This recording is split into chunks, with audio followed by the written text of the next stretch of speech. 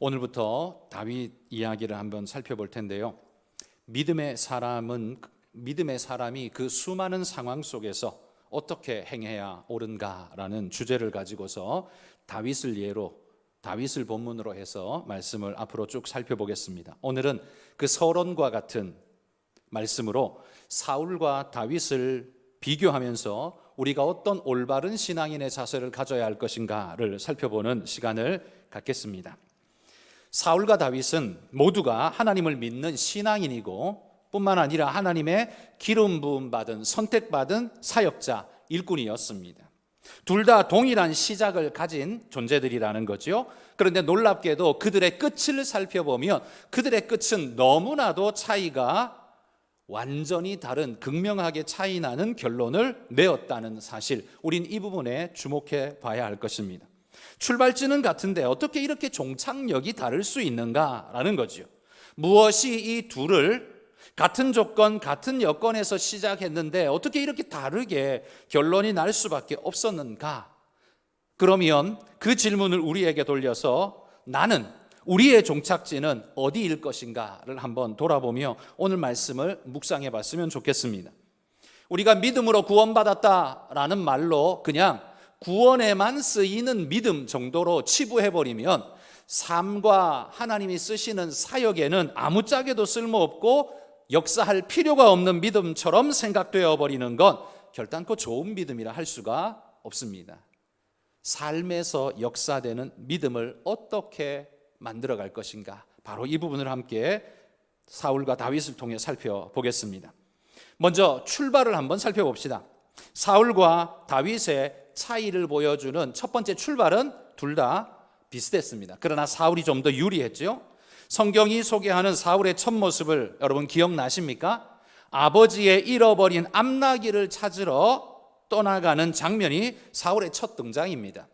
이 모습 속에서 사울은 잃어버린 암나귀를 열심히 찾았는데 못 찾고 시간이 좀 길어지다 보니까 마음에 아버지께서 나를 걱정하시겠다라는 생각이 마음에 불쑥 찾아듭니다. 그래서 사무엘상 9장에 보면 이렇게 말해요. 돌아가자. 내 아버지께서 암나귀 생각은 고사하고 우리를 위하여 걱정하실까 두려워하노라. 아버지 걱정을 하고 있는 효자의 마음을 우리가 볼 수 있죠. 여러분, 우리가 선한 사람이라고 할 때 많은 특징이 있지만 선한 사람의 공통적인 특징 중 하나는 남을 먼저 생각한다는 겁니다. 선한 사람들은 대부분이 남을 먼저 생각하고 남을 배려하는 마음이 훨씬 더 많이 작동하는 걸 보죠. 사울도 그런 면에서 보자면 아버지를 먼저 생각하고 그는 어떻게 생각하실까, 그러면서 그런 마음으로 행할 수 있는 그는 사악한 사람이 아니라 선한 마음을 가진 사람이었다라고 우리가 이야기해 볼 수 있을 겁니다. 또한 그는 겸손한 사람이었는데요. 사무엘이 사울을 높여주면서 이야기할 때 사무엘상 9장에는 또 이렇게 사울이 대답해요.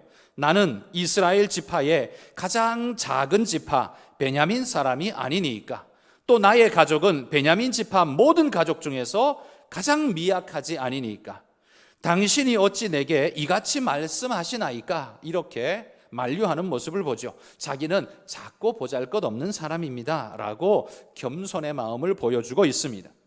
외모도 또한 눈에 띄는 사람이었습니다. 사무엘상 10장에 보면 그를 소개할 때 이렇게 말해요. 다른 사람보다 어깨 위만큼 더 컸더라, 이렇게 말합니다. 어깨 위만큼 크다는 건 거의 머리 하나가 더 있다는 소리인데 이건 거의 한 30cm 정도 더 크다는 소리죠. 보통 사람들이 170이면 사울은 2m 정도 되었다는 거예요. 그러니 얼마나 훤칠한 외모, 뭔가 좀 크면 뭔가 좀 더 가진 것 같은 느낌을 받게 되죠. 아, 왕이 될 만해 보인다, 이런 생각을 가질 수 있었을 겁니다. 뿐만 아니라 굉장한 놀라운 전공까지 세운 사람이었습니다. 암몬이라는 나라가 대군을 이끌고 길앗 야베스를 공격해 왔을 때 그 야베스에 있었던 모든 장로들은 이미 초장에 포기해 버렸습니다. 저 군대를 우리가 어떻게 막을까? 그런데 이 소식이 사울에게 전해졌을 때 사울은 성령에 감동되어서 군대를 모집하고 나가서 싸웠는데 성경이 이렇게 표현합니다. 다 흩어져서 둘도 함께 한 자가 없었더라. 그러니까 저 대적이 한 길로 왔다가요 7길로 뿔뿔이 다 흩어져서 도망가도록 만들어버린 실력자였다라는 거죠. 그게 사울이었다는 거예요. 이 일로 인해서 백성들의 신망이 또 엄청나게 높아집니다. 사무엘상 11장에 보면 백성들이 이렇게 소리 높여요. 백성이 사무엘에게 이르되 사울이 어찌 우리를 다스리겠느냐 한 자가 누구니이까? 그들을 끌어내소서 우리가 죽이겠나이다. 그러니까 처음에 사울이 왕 될 때는요 반신반의하는 사람들이 있었어요. 그리고 또 어떤 이들은 아니 제가 우리 왕 된다고 그러면서 거부하는 이들도 있었어요. 그런데 이 암몬의 사건을 딱 치르고 난 다음에 모든 사람들이 한 마음으로 사울에게로 끌려왔다는 거죠. 사울이 어찌 우리를 다스리겠습니까? 라고 말한 사람 도대체 누굽니까? 그놈 잡아오십시오. 이렇게 말할 정도로 사람들이 한 마음으로 사울을 추종했다라는 거죠. 시작이 되게 멋지지 않습니까? 자, 그런데 다윗은 이에 비해서 보자면 상당히 초라한 시작을 보여줍니다. 다윗의 가족들이 등장할 때 거기에 다윗은 없었어요. 왜? 아버지가 야 너는 양치러 가라. 형들 제사 지내면 되니까 너는 양치러 가라. 네가 뭐 왕 거기 뽑힌다고 에이 너는 양치러 가라. 그렇게 무시하면서 보내버렸던 막내였습니다. 그리고 역사의 무대에 서기에는 아직도 나이가 너무 어려서 뭘 해볼 수 없는 어린 애에 불과했었습니다. 시작만 놓고 보자면요 사울이나 다윗이나 뭐 크게 다를 바 없다라고 말할지 모르지만 그 차이 없음 속에서도 차이가 컸어요. 한마디로 말해 거의 10대 빵 10대 0 정도로 사울이 우세했다라고 말할 수 있을 겁니다. 그런데 이 두 사람에게 하나님이 주시는 선물은 공통 선물로 두 가지를 주셨습니다. 하나는 하나님이 기름 부어 세웠다는 사실이죠. 우리는 다윗이 하나님의 기름 부어 세움 받았다는 사실을 늘 이야기하기 때문에 익숙합니다. 그러나 여러분 사울이 잘못하고 하나님 뜻에서 벗어나고 심판을 받고 하지만 그도 기름 부어 세운 자라는 사실을 잊어버려서는 안 됩니다.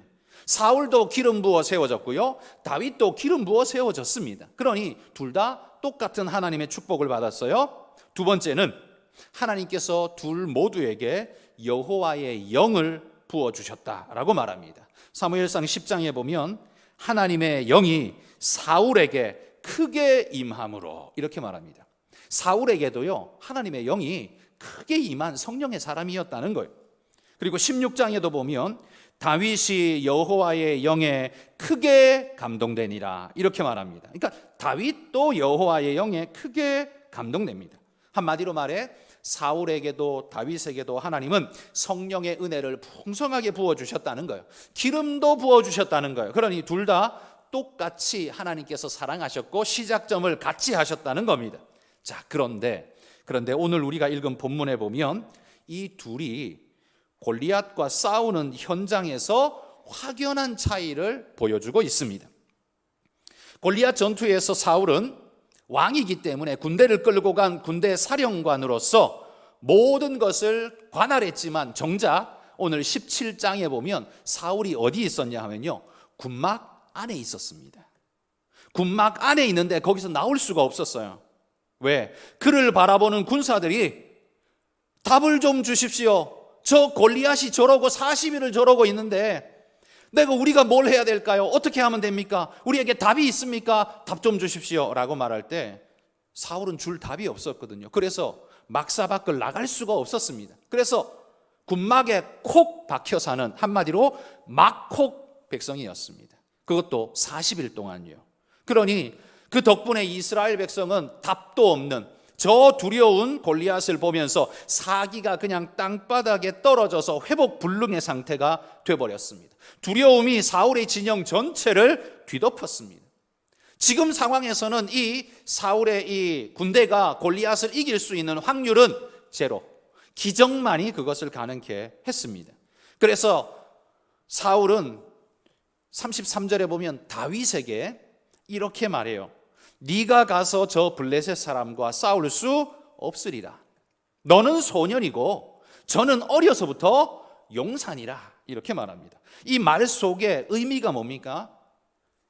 누구도 저 골리앗에게 가서 이길 수는 없다라고 이미 단정지어 놓고 있는 거죠. 이미 자포자기한 상태에 떨어져 있는 것을 우리는 보게 됩니다. 사울에게 있어서 골리앗은 넘을 수 없는 벽으로 이미 확정되어 있다는 거죠. 그런데 그런 사울에게 다윗이 하는 말을 주목해 보십시오. 37절 우리가 읽은 마지막 절 말씀에 보면 이렇게 말해요. 여호와께서 나를 사자의 발톱과 곰의 발톱에서 건져내셨은즉 나를 이 블레셋 사람의 손에서도 건져내시리이다. 여러분, 우리가 사울 옆에서 이 말을 들었다면 정말 현실 감각 없는 하룻강아지, 어린 애의 말에 지나지 않는다고 다 무시했을 겁니다. 사울만 그렇게 생각한 게 아니고 누가 들어도 그럴 만한 이야기였어요. 그런데 다윗은요, 놀랍게도 이 말이 단순히 무지한 자의 어리석은 소리로 끝나지 않도록 그걸 직접 증명해 보였습니다. 누구도 다윗의 노라고 말할 수 없도록 증명해 보였다는 말이죠. 그게 17장의 놀라운 사건이지 않습니까? 그리고 이 싸움에서 승리한 이스라엘이 승전가를 부르며 개선할 때 안타깝게도 이스라엘의 여인들이 뛰놀며 이렇게 소리칩니다. 왜 안타깝냐 하면 사실 칭송을 해도요 좀 지혜롭게 해야 되는데, 사람이 칭찬을 해도 지혜롭게 해야 되는데, 왜 이런 거 있잖아요. 얘는 대학에 합격했고 얘는 대학에 떨어졌어요. 둘이 절친이야. 붙어 있는데 얘 대학에 붙었다고 얘를 엄청 띄워주면 어떻게 돼요? 떨어진 얘한테 욕하는 거나 마찬가지가 되는 거예요. 그렇지 않겠습니까?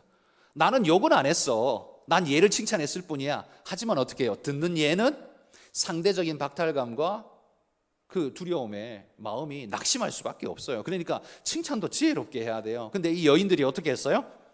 사울은 천천히요, 다윗은 만만이라.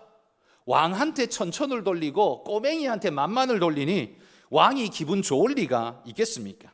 이 찬양 소리 때문에요, 사울의 마음이 심대하게 진동이 일어납니다. 불편합니다. 마그마가 끓어오르듯이 심기가 불편해서 성경에 보면 심히 노하여 이렇게 표현합니다.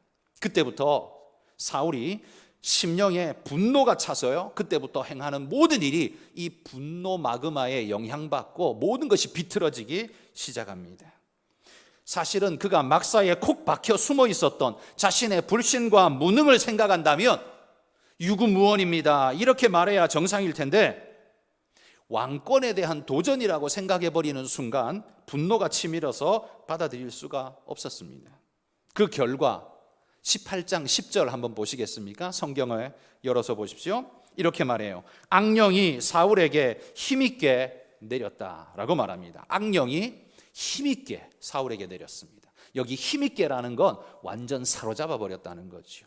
강하게 역사했다는 말입니다. 왜 강하게 역사할 수 있었을까요? 그건 사울의 분노를 틈타, 연약한 마음을 틈타 내어놓을 때 사탄이 완전 사로잡아 버렸다는 겁니다. 사울은 자신의 연약한 마음에 더하여서 악한 영의 횡포에 끌려가기 시작하는 겁니다. 그래서 18장 28절에 보면 여호와께서 다윗과 함께 계심을 사울이 보고 알았고, 그래서 29절에 사울이 다윗을 더욱 두려워하여 평생의 다윗의 대적이 되니라 라고 말합니다. 하나님의 영이 자기를 떠나서 다윗에게로 가셨다는 것, 이게 그에게 큰 두려움이었습니다. 그런데 두려움만 작용한 게 아니라요, 이게 미움으로 작동합니다. 아니, 하나님이 날 버리고 저놈한테 가셨어? 그때부터 다윗이 심히 미워졌어요. 다윗만 미워진 게 아니라 그런 일을 하는 하나님도 미워졌어요. 그래서 마음이 삐딱선을 타고 엉뚱한 길로 빠져나가기 시작하는 겁니다. 여러분, 사울과 다윗 시작은 같아 보였으나 그 길이 나뉘어지고 있는 이 모습을 주목해 보십시오. 다윗은 하나님의 길을 계속 가는 데 반해서 사울은 급속히 어긋난 길로 가기 시작했습니다. 시작이 같다고 해서 여러분 끝이 같은 게 절대 아닙니다. 같은 교회에서 한 목사님 말씀 듣고 자랐다고 해서 여러분의 신앙이 똑같은 수준이 되는 게 아니에요. 내 친구랑 나랑 학년이 같다고 해서 실력이 똑같은 것도 아닙니다. 그걸 어떻게 훈련하고 어떻게 연단되어져서 어떻게 다듬어 가느냐에 따라 천차만별이 될 수 있다는 거예요. 여러분, 사울과 다윗이 극명한 신앙의 대조를 이루는 것이 골리앗의 오늘 본문의 사건에서 극명하게 드러나지만, 자, 그렇다고 만약에 사울의 인생 역사 속에서 골리앗의 사건이 없었다면, 만약입니다만 골리앗의 사건이 없었다면, 그러면 사울은 아무 탈 없이 신앙생활 잘했을까요? 믿음의 사람으로 성령 충만하게 잘 사역할 수 있었을까요? 여러분 어떻게 생각하십니까? 골리앗 사건만 없었다면, 그래서 여인들이 천천히네 만만이네 이런 소리만 안 들었으면 사울이 그래도 건강한 신앙생활 할 수 있지 않았을까? 이런 생각하십니까? 저는 아니라고 생각합니다. 제가 보기에는요, 골리앗의 사건이 없었다 할지라도 사울은 어긋난 길로 가고 말았을 겁니다. 왜냐하면 사울에게서 나타난 이 불신의 뿌리는 사실 골리앗 사건 때 나타난 게 아닙니다. 그건 골리앗 사건 때 꽃이 핀 거고요, 뿌리를 내리고 자라기 시작한 건 언제부터냐 하면 이미 그 이전부터였다라는 겁니다. 사울은 골리앗 사건 이전에 이미 그 죄의 증상이 발현되기 시작했습니다.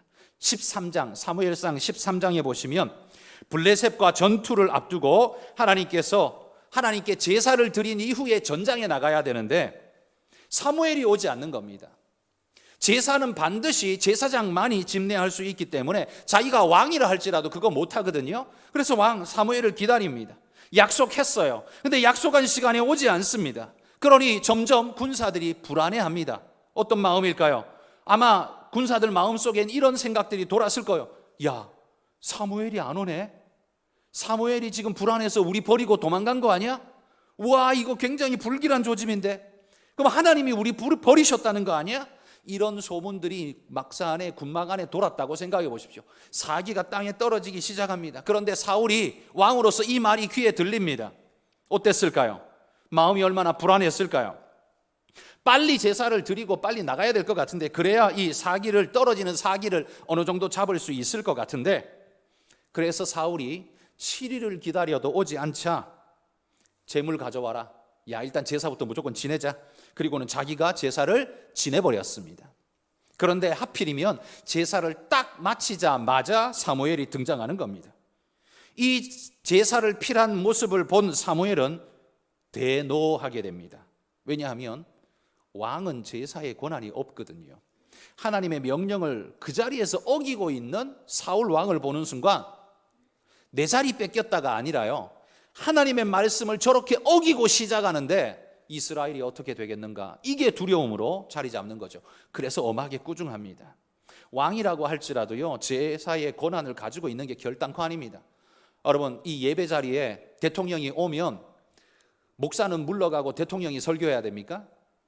그럴 수는 없죠. 자기가 뭐 대통령이라고 할지라도 이 하나님 말씀의 권한은 그에게 있는 게 결단코 아닙니다. 대통령은 교회에 와봐야 성도의 하나일 뿐이지, 교인의 하나일 뿐이지 아무것도 아니에요. 똑같은 거예요. 그런데 대통령이 왔다고 이 자리에 세우겠습니까? 그럴 수는 없습니다. 마찬가지로 자기가 왕이라고 해서 제사를 함부로 지낼 수 있는 것 아닙니다. 그러나 사울에게도 할 말은 있죠. 왜요? 사기가 떨어져서 지금 이 군사들이 지금 무너지고 있습니다. 어떡합니까? 빨리 데리고 나가야 되는데, 그래서 했습니다. 그리고 이 원인은 당신이 제공한 것 아닙니까? 약속한 시간에 맞춰 와야지. 7일이 지나도 안 오면 그거 어떡한다는 소리입니까? 나더러 어떡하란 말입니까? 당신 때문에 백성들이 저렇게 동요하고 사기가 땅에 떨어지고 저 적군들은 몰려오고 나더러 어떠라는 거예요. 그래서 나는 나갔을 뿐이에요. 나한테 죄를 물을 수 있어요? 사울은 이렇게 말할 수 있었을 겁니다. 그렇지만 여러분, 바로 이 부분에서 이방과 이스라엘의 차이가 나는 겁니다. 이스라엘은 이스라엘다운 모습을 바로 그 순간 보여줬어야 한다는 거죠. 이방인들의 개념에서 보자면 사울은 무죄입니다. 이해가 되잖아요. 그러나 하나님이 살아계시고 그분이 왕이시라는 걸 분명히 믿고 본다면 사울은 어떤 의미냐? 감히 왕의 허락도 없이 왕의 군대를 끌고 나간 반역자가 되는 겁니다. 왕이 보는 앞에서 왕을 무시한 격이 된다는 말이죠. 하나님께서 그 블레셋 하나 어떻게 못하시겠습니까? 그런데 자기 마음에 쫓겨가지고, 불안함에 쫓겨가지고 왕, 하나님 다 저리 비켜, 내가 빨리 해야겠어, 그러가고 한 것이 왕을 무시하고 모욕한 일이 된다는 말이죠. 여러분, 이 상황이 바로 상황이 급박해지니까 믿음이 잠식되어지는 모습을 보여주는 거죠. 이게 바로 우리가 주목해 봐야 할 첫 번째 지점입니다. 바로 이 지점에서 사울의 몰락이 시작됩니다. 여러분, 바로 이 지점에서 신앙인과 그렇지 못한 사람이 갈라지기 시작하는 거예요. 상황이 믿음보다 커져버리면 상황이 믿음을 삼켜버립니다. 그때에는 믿음이란 건 힘을 쓰지 못하고 상황에 삼켜져서 세상 사람이 돼버리고 만다는 거죠. 이런 태도 자체가 하나님께는 모욕이라는 말이에요. 하나님께서 블레셋 하나 처리 못하실 만큼 작고 연약한 분이 아니신데 말이죠.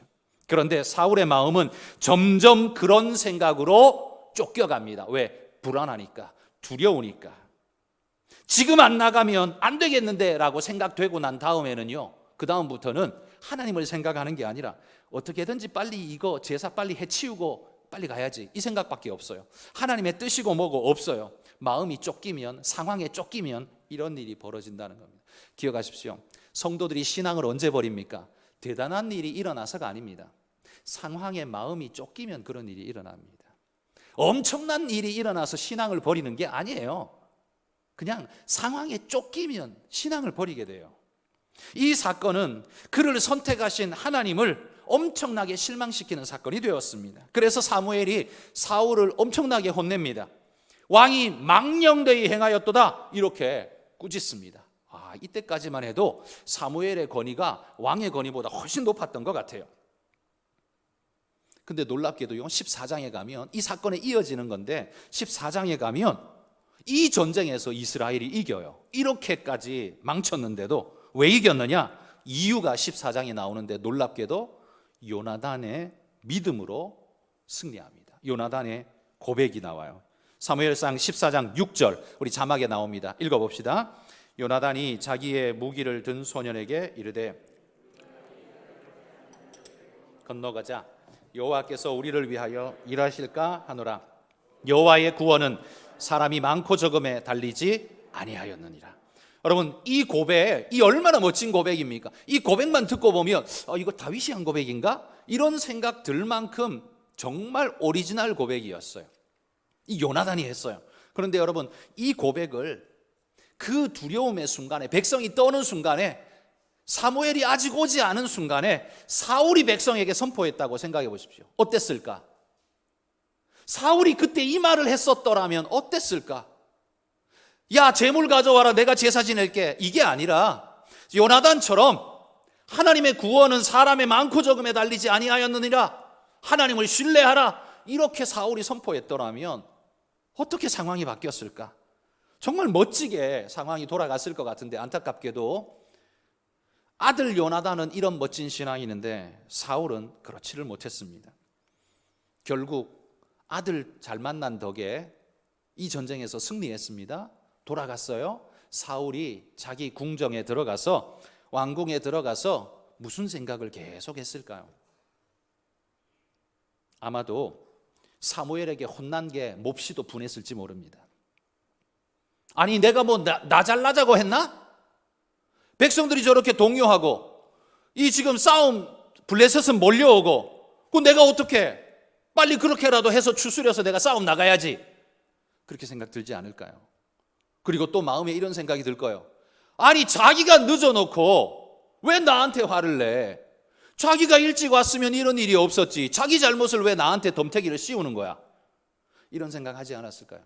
그때부터 사울은 마음이 굉장히 불편했을 겁니다.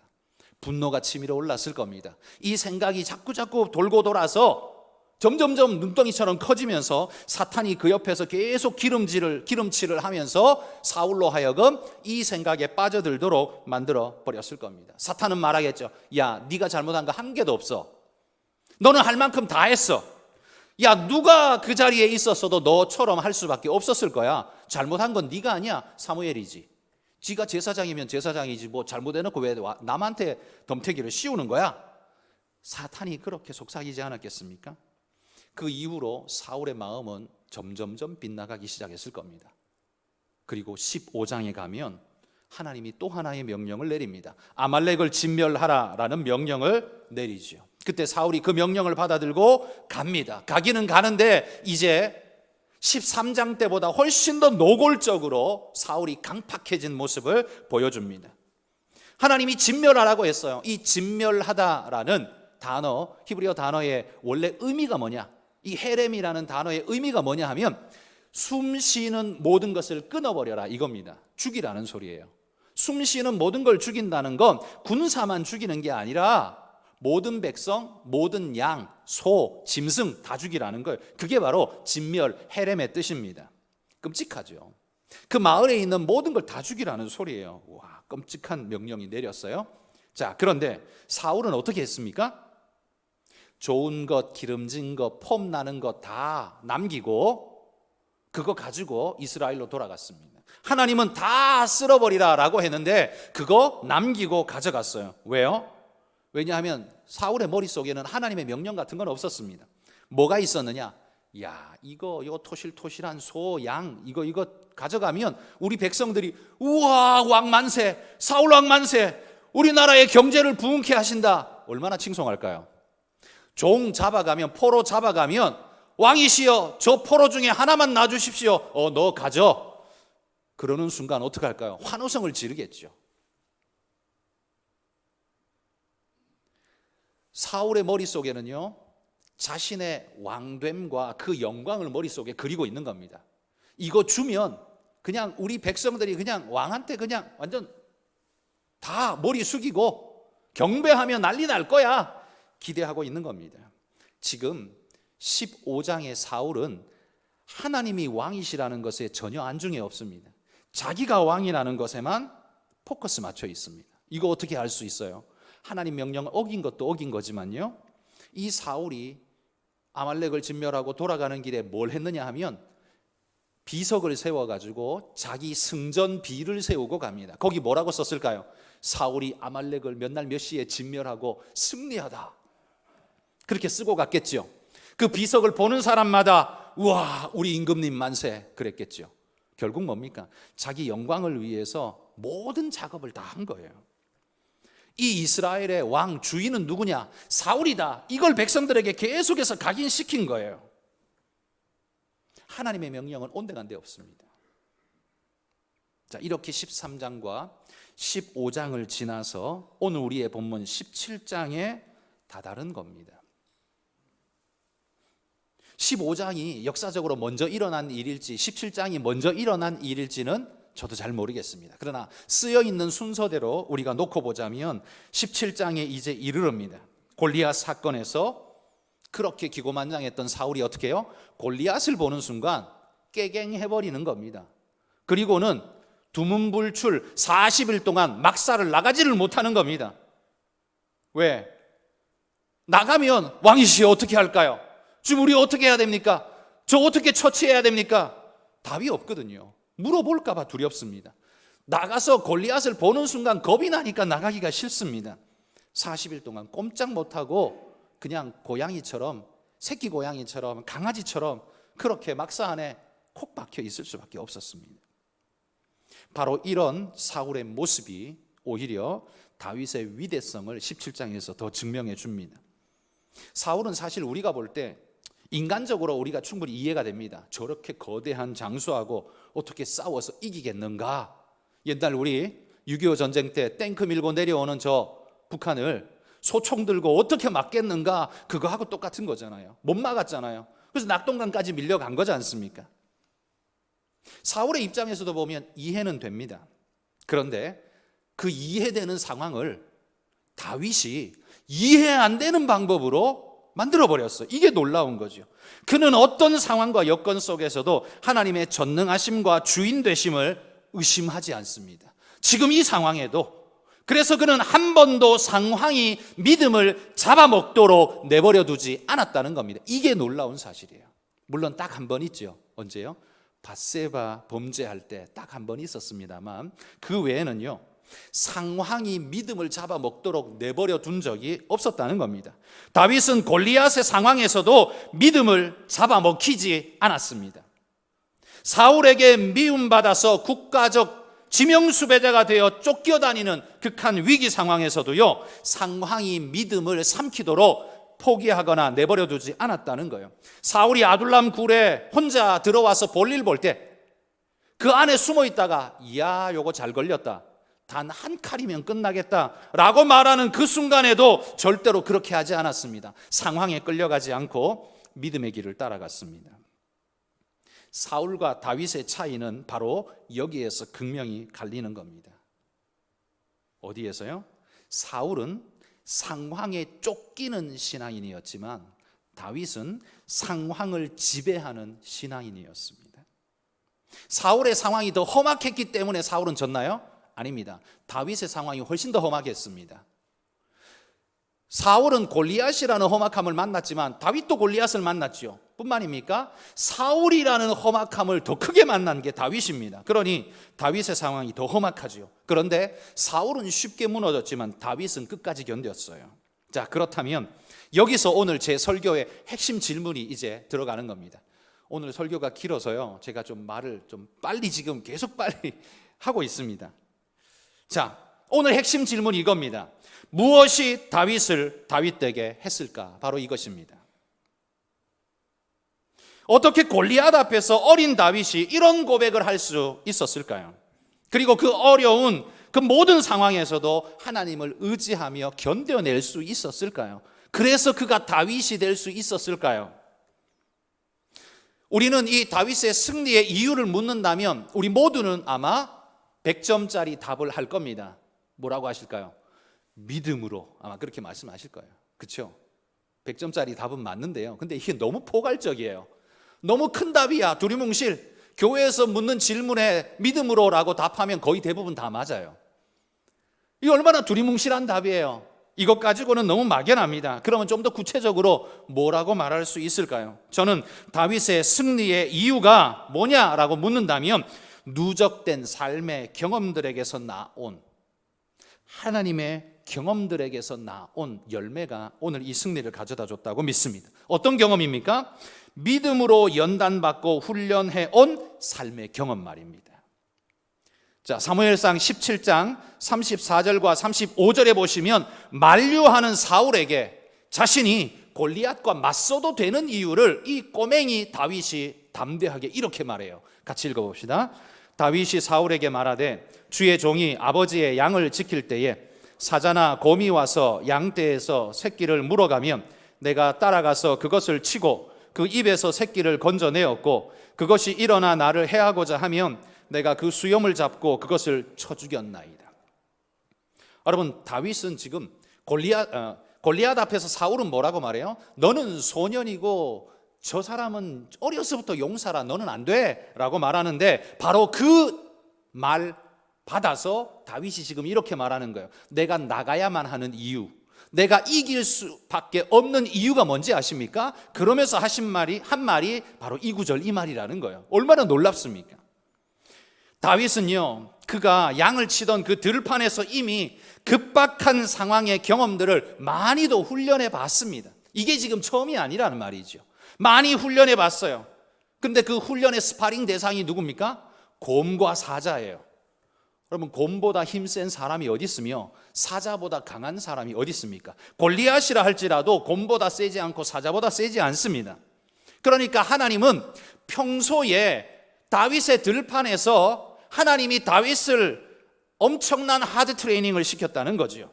그러니 사람 골리앗이 무섭게 보이지 않은 겁니다. 덤벼드는 사자와 곰과 싸워서도 새끼 양을 구해내는데 그것하고도 맞서 싸우는 자인데 사람 그까짓 거야 이렇게 생각한다는 거죠. 뿐만입니까?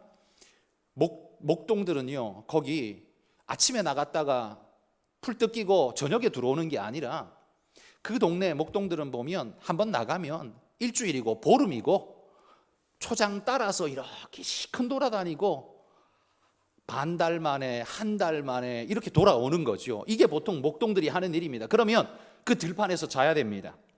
새까만 밤에 그 야생 짐승들이 울어대는 그곳에 여러분, 거기서 밤을 보내야 하는 게 얼마나 두려운 일일까요? 그것도 10대 소년인데 얼마나 두려울까요? 그런데 그거 다 견뎌낸 거예요.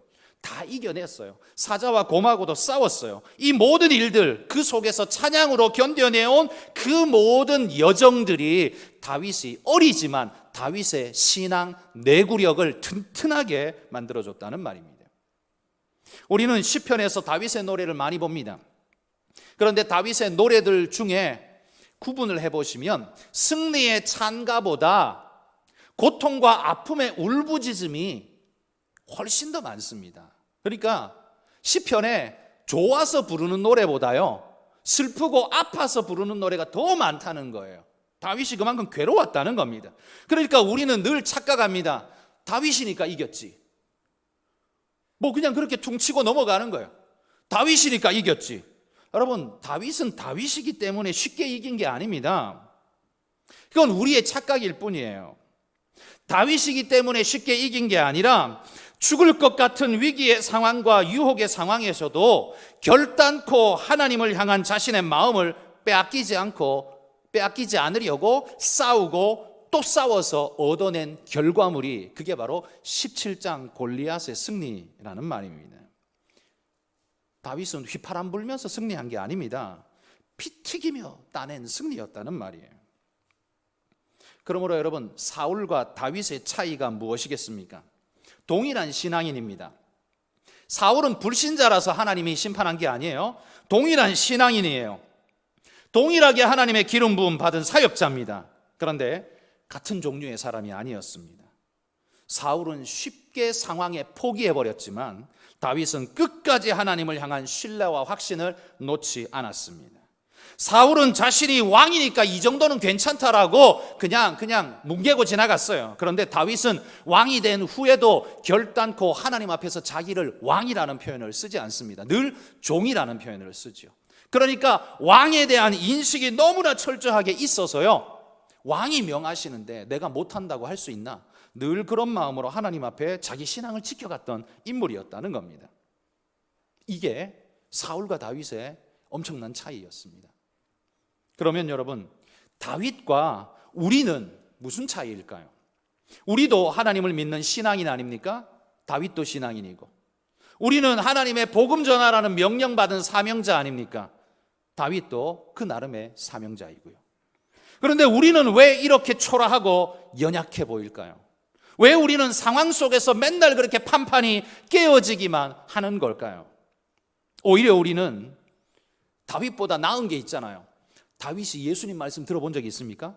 없어요.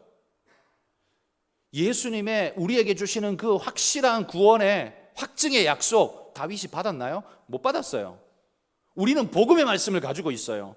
예수님도 알아요. 그런데 다윗은 그것도 모르는데 엄청난 믿음을 지금 보이는 겁니다. 도대체 우리는 왜 이렇고 다윗은 왜 그럴까요? 여러분, 저는 이 차이가 들판에 있다라고 분석합니다. 다윗은 들판에서 벌어지는 모든 경험들을 믿음의 훈련으로 맞아들였지만 우리는 어떡합니까? 들판에서 벌어지는 모든 경험들을 어떻게 해요? 그냥 일, 그냥 삶, 그냥 취미생활, 그냥 사람 만나는 거 다 흘려버렸어요. 다. 하나님은 우리에게 야, 여기서 너 스파링 좀 해 하는데 우리는 뭐예요? 그냥 링에서 내려가 버려요. 그냥. 여기는 전장이 아니에요. 여기서 뭘 해요? 여기는 직장이에요. 여기는 돈 버는 곳이지 내 믿음을 말하는 교회가 아니에요. 우리는 하나님이 스파링 하려고 세워놓으면 우리는 다 도망가 버렸어요. 다윗은 그 모든 들판에서 곰과 싸우고 사자와 싸우면서 그 어둠과 싸우면서 하나님의 임재를 경험하고 훈련했는데 우리는 정작 훈련해야 할 순간에 뭐라고 말해요? 여기는 직장일 뿐이에요. 여기서 왜 교회를 찾아요? 여기서 왜 신앙을 찾아요? 여기는 돈 버는 곳이니까 돈만 벌면 되지 라고 말해버려요. 무슨 차이인지 이해되십니까? 하나님이 우리에게 허락하신 벌판을, 훈련의 벌판을 그냥 돈 버는 곳으로 전락시켜버리고 하나님을 경험하는 곳으로 만들지 않았다는 거죠. 하나님이 우리를 훈련하고자 하시는데 우리는 그 훈련에 전부 다 백기 들고 나자빠져 버렸다는 거죠. 그러니 훈련될 수가 없는 거죠. 그래서 우리는 직장이라는 벌판에서, 들판에서 배우는 게 없었던 겁니다. 부끄러운 모습으로 신앙이 무너져도 우리 이렇게 변명합니다. 거기는 직장이니까. 거긴 교회가 아니니까. 여러분, 훈련의 시간을 경히 여기는 자치고 전쟁의 상황에서 승리하는 자는 결단코 없습니다. 학생이 시험 날 올 때까지 오늘 아니야, 시험 아니야, 오늘 시험 아니야 그러면서 맨날 놀고 살아가는데 시험 성적이 제대로 나올 리가 있겠습니까? 시험을 바라보는 학생은 오늘도 시험인 것처럼 살아야, 그래야 시험을 제대로 치를 수 있지. 오늘 시험 아니야, 내일도 아니야, 2달 뒤야, 그렇게 하고 살아가는 애 치고 공부 제대로 하는, 성적 잘 나오는 친구는 있을 수가 없다는 거죠. 그런 자는 결국 막사 안에 콕 박혀서 40일 동안 꼼짝도 못하는 사울과 똑같을 뿐이라는 겁니다. 사울과 다윗의 차이, 그 차이의 시작은 여러분 엄청난 데서 나는 게 아닙니다. 다윗과 우리의 차이가 엄청난 데서 차이가 나는 게 아니라 사실은 매우 미세한 데에서, 아주 평범한 데에서 우리가 어떻게 하느냐, 바로 그 생각의 차이, 그 도전의 차이가 나중에 엄청난 결과의 차이를 낳는다는 거예요. 다윗과 우리의 차이는요, 삶의 일상적인 들판에서 차이는 시작되었다, 바로 그 말입니다. 그 들판의 훈련을 어떻게 받아들이고 살아가느냐에 따라서 내 모습이 결정된다는 말이에요. 우리 삶에 주어진 일상의 삶, 그게 바로 들판의 훈련입니다. 그런데 그 들판의 훈련을 경히 여기는 성도는 결단코 하나님이 찾으시는 충성된 일꾼이 될 수가 없습니다. 매일의 삶을 불신자처럼 살다가 결정적인 순간을 만나면 신자처럼 살 수 있을까요? 못 삽니다. 어리석은 5 처녀처럼 교회 다닌다는 등은 있는데 그 안에 성령의 충만, 믿음의 충만, 훈련의 충만, 기름은 전혀 가지고 있지 못해서 늘 등이나 두드리고 앉아 있어야 돼요. 빛은 바라지도 못하고. 여러분, 골리앗의 벌판에서, 그러니까 시험의 순간에서 뭘 하기 전에, 우리는 그 이전에, 이미 그 이전에 다윗의 들판에서, 곰과 사자와 싸우는 다윗의 들판에서부터 믿음이 연단되어져야 한다는 사실을 기억하셔야 한다는 겁니다. 결정적 상황은 결국 일상적 상황의 열매일 뿐이라는 말이에요. 결정적 상황을 원하면서 일상적 상황을 준비하지 않으면 결정적 상황은 늘 판판이 깨질 수밖에 없다는 말이에요. 군부대 가면 어느 부대나 써붙여 놓은 글귀가 있습니다. 훈련 시 땀 한 방울이 전시에 피 한 방울 같다라는 그런 문구가 붙어 있고, 그렇게 독려합니다. 훈련을 독려합니다. 훈련 때에 땀을 흘려야 전쟁 시에 죽지 않을 수 있다는 말이죠. 훈련된 능숙한 전사만이 그 전쟁의 위기를 이겨낼 수 있다는 말이겠죠. 여러분, 지금 땀을 흘리지 않으면 그리스도인들은 사탄의 유혹의 현장에서 피를 흘려야 할 겁니다. 일상에서 믿음의 훈련을 하지 않으면 우리는 사울의 그 막사에서 나오지 못하고 40일이 아니라 40년 동안 나오지 못하고 갇혀 있는 존재가 될지도 모릅니다. 결국 상황에 사로잡힌 신앙인은 신앙의 모습을 나타낼 수도 없고 세상의 조롱거리가 되고 하나님의 안타까움이 될 수밖에 없습니다. 그러니 여러분, 다윗의 위대함은 바로 그것입니다. 매 순간순간을 하나님 앞에 살았고 상황이 믿음을 지배하도록 내버려 두지 않았고 오히려 믿음이 모든 상황을 지배하도록 그렇게 훈련하며 끌고 갔던 사람이었다는 사실, 여러분 이 사실을 기억하면서 우리 모두가 다윗을 닮아가는 믿음의 승리자가 되시기를 축복합니다.